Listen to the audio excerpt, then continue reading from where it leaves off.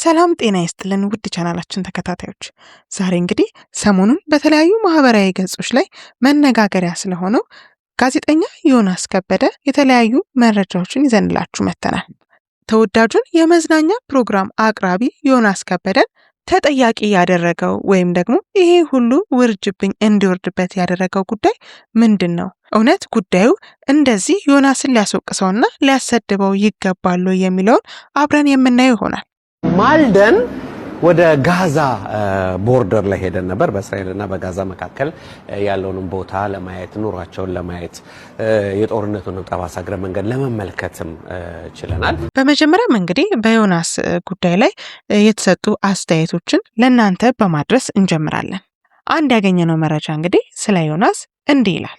የኢቢኤስ ዮናስ ከበደና ተላላኪ ጋዜጠኞች የውርደት ማህደር ይላል እንግዲህ ርዕሱ።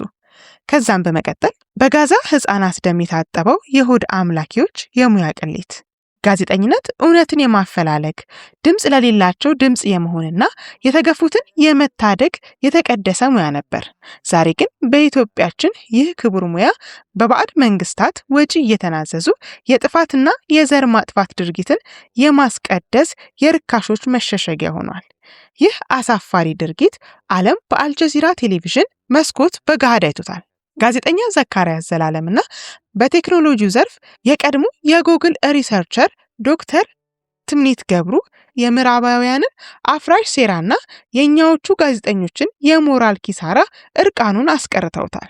ከነዚህ የሞራል ዝቅጠት ካሳዩ ጋዜጠኛ ተብዬዎች ውስጥ ግንባር ቀደሙ የኢቢኤሱ ዮናስ ከበደ ነው። ዮናስ በማያ ገጽ ላይ ራሱን የድሬ ልጅ፣ አዛኝ፣ የፍቅርና የሰላም ሰው አድርጎ ሲስል ይውላል። ከካሜራ ጀርባ ያለው እውነታ ግን እጅግ የሚያስጠላ ነው። የሰው ልጅ በግፍ ሲፈጅ፣ ፍልስጤማውያን ህፃናትን ያለ ወላጅ በቦምብ ሲቀነጥሱና እናቶች በዓለም አቀፍ ሕግ በተከለከሉ የጦር ኬሚካሎች ሲቃጠሉ ዮናስና መሰሎቹ የእስራኤልን መንግስት የደም ገንዘብ ተቀብለው በሆቴል እየተንደላቀቁ የገዳዮችን እውነት ለዓለም ሊያስተጋቡ ተስማሙ። ኢቢኤስና መሰል ሚዲያዎች ያልሞላውን ሆድ ማንም ሊሞላ አይችልም። የጋዛውያን ሰቆቃ፣ የህፃናቱ ጩኸትና የእናቶች እንባ ዮናስን አላሳዘነውም። ምክንያቱም ሰብአዊነት ለጥቅም በተሸጠበት ሰው ነው የሚለውን መርህ በሆድ አምላኪነት በተተካበት ልብ ውስጥ ርህራሄ ቦታ የለውም። እውነት እንነጋገር ከተባለ እነዚህ ጋዜጠኞች አጋጣሚውን አጥተው እንጂ ከወራሪዎቹ የከፉ ናቸው። የሚገርመው ደግሞ አይገባቸውም እንጂ እነዚህ ቅጥረኞች ከነጀናዛቸው ራሷ እስራኤል ትጸየፋቸዋለች። ምክንያቱም ለሆዱ ያደረ ዜጋ ለየትኛው መርህ እንደማይቆም ጠንቅቃ ታውቃለችና። ሲቀጥል አይሁዶች የክርስቲያኖች ጀናዛ በመቃብራቸውም አያስጠጉም። ይህ ጉዳይ ይበልጥ የሚያሳፍረው ከሌሎች አፍሪካውያን ጋር ሲነጻጸር ነው። እስራኤል ይህንን የገጽታ ግንባታ ስራ በአፍሪካ ለመስራት ስትሞክር በጠንካራ የፕሬስ ባህል በታነጹት እንደ ኬንያ ባሉ ሀገራት ጋዜጠኞችን ማግኘት አልቻለችም። ቲክቶከሮችንና ዘማሪዎችን ለመውሰድ ተገደደች። ደቡብ አፍሪካውያን ጋዜጠኞች ሲመለሱ በሙያ አጋሮቻቸው ከፍተኛ ተቃውሞ ገጥሟቸው ይቅርታ ጠይቀዋል። ሞሮኮ ደግሞ ጋዜጠኛ አጥታ አዝማሪ ልካለች።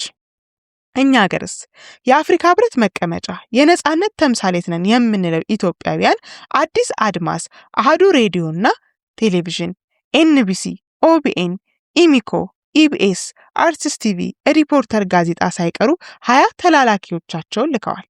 ከነዚህም የባሰው የኢትዮጵያ ሚዲያ ካውንስል ቦርድ አመራር የሆኑት አቶ ታምራት ኃይሉ በዚህ አሳፋሪ ጉዞ መሳተፋቸው ነበር። አጣሪው በራሱ ታጠረ ማለት ይህ ነው። ጋዜጠኞችን በስነ ምግባር ሊዳኝ የተቀመጠ ተቋም ራሱ በደም ገንዘብ ሲገዛ የስርዓቱ መበስበስ ምን ያህል ጥልቅ እንደሆነ ያሳያል። የራሷ እያረረባት ኢትዮጵያ ራሷ የጦርነት የረሃብ ሰለባ ነች። መረጃን ማዛባትና የገዳይ ወንጀልን ራስን የመከላከል እርምጃ አድርጎ ማቅረብ ልክ እንደ ጦር መሳሪያ ሰዎችን ይገድላል። እነዚህ ጋዜጠኞች የሰሩት ዘገባ የእስራኤልን የጦር ወንጀል የሚያጸድቅ በመሆኑ እነሱንም የዘር ፍጅቱ አጃቢና ተባባሪ ያደርጋቸዋል። ዝምታው መሰበር አለበት። በእንደዚህ አይነት ጉዳይ ላይ መተቸት ማቆም የለብንም። ተቃውሟችን ከግብ ሳይደርስ እነዚህ ሰዎች በድርጊታቸው አፍረው ተሸማቀው ይቅርታ ሳይጠይቁና ከሙያው ሳይገለሉ ዝም ካልን ነገ ሌሎች የባሱ ከርሳሞችን እንወልዳለን። ይህ አስነዋሪን ድርጊት በማጋለጥ ታላቅ ስራ ለሰራው ለጋዜጠኛ ዘካርያስ ዘላለምና ለስታንፎርዷ ምሁር ዶክተር ተምኒት ገብሩ ትልቅ ክብር ይገባቸዋል። የዓለም ሕዝብ የአልጀዚራን ዘገባ አይቶ ታዝቧቸዋል። እኛም በታሪክ ፊት ተጠያቂ የሚያደርገንን ይህንን ከባድ የሞራልና የታሪክ ጠባሳ በዝምታ ልናልፈው አይገባም። ሰብአዊነት ያልፈጠረባቸው በግፍ ለሚጨፈጨፉ ሕፃናት ደንታ የሌላቸውና ሆዳቸውን ከሙያቸው ኪሳቸውን ከሊናቸው ያስበለጡት የኢትዮጵያ ሚዲያ ነቀርሳዎች እስከ ጥግ ድረስ ልንዋጋቸውና ልንጸየፋቸው ይገባል። ይህንን መልእክት በሁሉም ቦታ በማሰራጨት ለእኛም ቢሆን አጋጣሚውን እየጠበቁልን ያሉ ነውረኞችን ማንነት እናጋልጥ ይላል እንግዲህ በመጀመሪያ ያገኘነው መረጃ። በሁለተኛ ደግሞ ያገኘነው መረጃ ጋዜጠኛ ዮናስ ከበደ ከ40 ሺህ በላይ ህፃናት የሞቱበትን የዘር ማጥፋት ወንጀል የጋዜጠኝነት ሙያዊ ስነ ምግባርን ጥሶ የህፃናቱን ሞት ለመደበቅ ቀን ከሌት ሲሰራ እንደነበር አልጀዚራ ይፋ አድርጓል። በኢቢኤስ ቴሌቪዥን በፕሮግራም መሪነት እየሰራ የሚገኘው ዮናስ ከበደ ለይምሰል የድሬ ልጅ ነኝ፣ በሙስሊም ተከብቤን ያደግኩት ምናምን የሚሉ ማታለያዎችን እየተናገረ ብዙዎችን ሸውዶናል። ትላንት ምሽት አልጀዚራ ያወጣው መረጃ ግን ጋዜጠኛውና ሌሎች ከኢትዮጵያ የተሰደዱ ሆዳደሮች ድምፅ ለሌላቸው ድምፅ መሆን የሚለውን የጋዜጠኝነትን መርህ በግልጽ በመጣስ ከ40 ሺህ በላይ ህፃናት የተገደሉበትን የእስራኤልን ጭፍጨፋ ለመሸፈን ተመልምለው ወደ መራሪዋ ሀገር ሄደው እንደነበር ታውቋል። በጣም የሚያሳዝነው ደግሞ የኬንያና ሌሎች ሀገራት ጋዜጠኞች ለሙያው ታምነው የተበጀተላቸውን ረብጣ ዶላር ገሸሽ በማድረግ እንዲህ አይነት የዘር ማጥፋትን ለመሸፈን ሙያችን ህሊናችን አይፈቅድም ሲሉ የኢትዮጵያ ጋዜጠኞች ዮናስ ከበደን ጨምሮ 20 ሰዎች በአንድ ጥሪ ብቻ እሺ ማለታቸው ምን ያህል የሰብአዊነት ጠላት መሆናቸውን በግልጽ ማሳየታቸው እንደ ሀገር አፍረንበታል። አካላቸው በሚሳኤል ተበጣጥሶ በፍርስራሽ ስር የተቀበሩትን ፍልስጤማውያን ህፃናትን የለም አልሞቱም ብሎ መዘገብ በምንም አይነት የዶላር ክምር ብንንበሸበሽ ከህሊና እስረኝነት ግን ሊያወጣን አይችልም። ዓለም በሙሉ ከሰሜን እስከ ደቡብ ከምስራቅ እስከ ምዕራብ የህፃናቱንና የንጹሃንን ሞት እምቢ ብሎ አደባባይ ሲወጣ አሜሪካዊ የኮማንዶ አባል የፊልስጤማውያንን በደል ከማይ ሞቴን እመርጣለሁ ብሎ ራሱን ቤንዚን አርከፍክፎ ያቃጠለው ህሊና ወቅሶትና ሰውነት ሲያሸንፈው የራሱን ገላ በእሳት አቃጥሎ ሞተ። የኢትዮጵያ ጋዜጠኞች ዮናስ ከበደን ጨምሮ ስማቸው በቅርብ ይፋ የሚወጡት ሌሎች ጋዜጠኞች ግን ከህሊናም ከዓለምም ህግ የትም አያመልጡም። በቅርቡ ሌሎች ሆዳደሮችንና በደም የተጨማለቁ ጋዜጠኞችን ስም ዝርዝር ይፋ ያደርጋል ይላል። እንግዲህ ዮናስ ከበደን የምናውቀው የመዝናኛ ፕሮግራሞችን ሲያዘጋጅ ነው። ጋዜጠኝነቱ ወይም አሁን ያለበት ሙያ ላይ የሚሰራው የመዝናኛን ዘርፍ እንጂ የፖለቲካ ወይም ደግሞ የምርመራ ጋዜጠኝነትን አይደለም። እንደ እውነቱ ከሆነ ይህን ያህል ለፍልስጤማውያን ህፃናት የምንጨነቅ፣ ይህን ያህል የጨቅላ ህፃናት መጨፍጨፍ የሚያሳዝነን፣ ይህን ያህል ጦርነት ዋጋ እንደሚያስከፍል የሚገባ አይምሮ ካለን መጀመሪያ ለምን ከራሳችን ሀገር አንጀምርም? እኛ ሀገር ሰው አልሞተም ወይ? እኛ ሀገር ህፃናት አልተቃጠሉም ወይ? እኛ ሀገር ብዙ አይነት ጭፍጨፋዎች አልተካሄዱም ወይ? በዘር ማጥፋት፣ በሃይማኖት፣ በተለያዩ ጉዳዮች የተባሉት አሁን እስራኤል ላይ ጋዛ ላይ ተፈጸመ የሚባሉት ወንጀሎች እኛ ሀገር ሲፈጸሙ አልከረሙም ወይ? በቅርቡ ማለት የቆየ ታሪክ ምናምን አይደለም። ይሄ የቅርብ ጊዜ ታሪካችን ነው። አልተፈጸመም ወይ?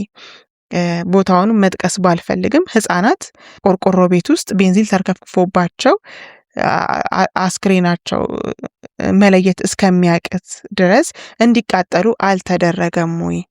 ለምንድን ነው የራሳችን አሮብን መጀመሪያ የሰው ሀገር የተከሰተን ነገር ለማራገብ የምንሮጠው?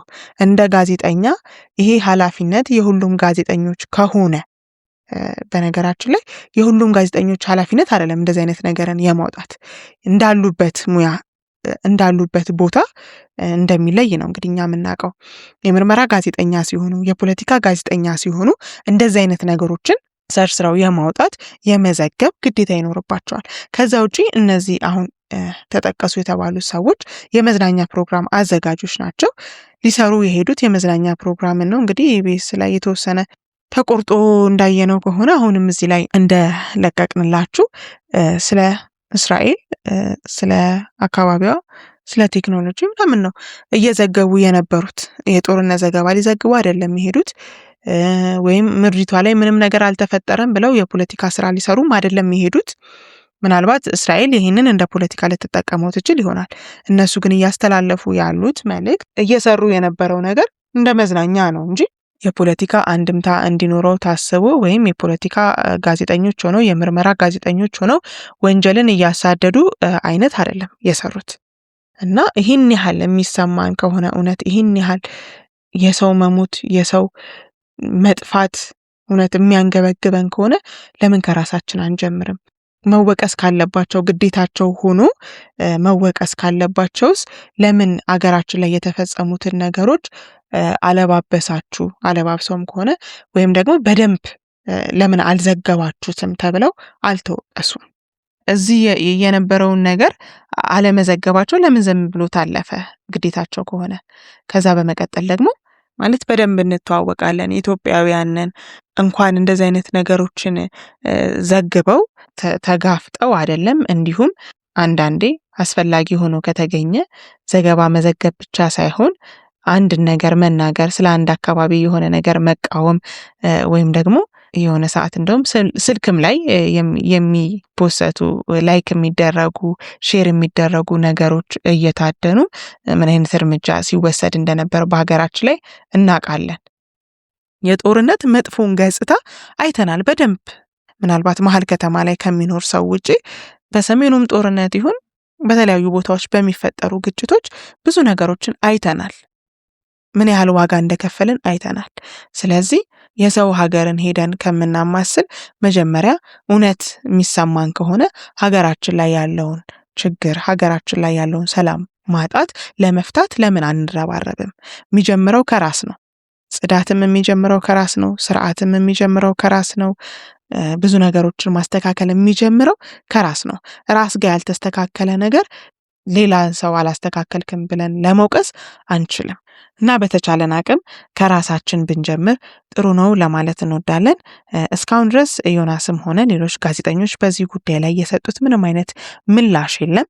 የሚሰጡት ምላሽ ካለ ግን ለእናንተ ይዘንላችሁ እንደምንቀርብ ቃል እየገባን ለዛሬ ያዝነውን መረጃ ከወዲሁ አገባደድን። መልካም ጊዜ